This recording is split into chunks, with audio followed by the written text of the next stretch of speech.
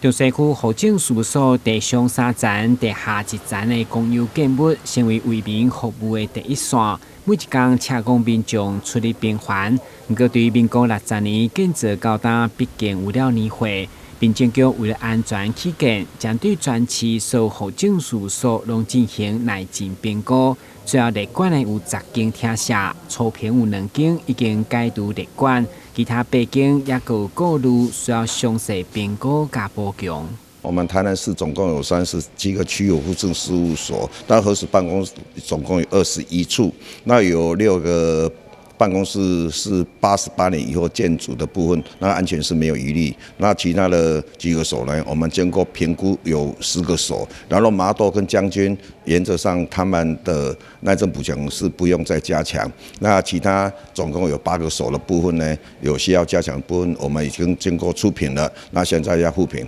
那我们会尽速来处理，让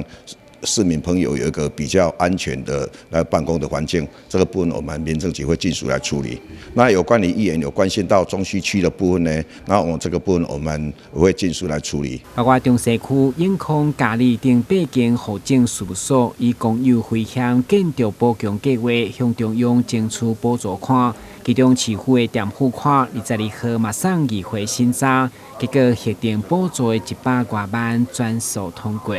台南新闻，郭文吉、林英庚采访报道。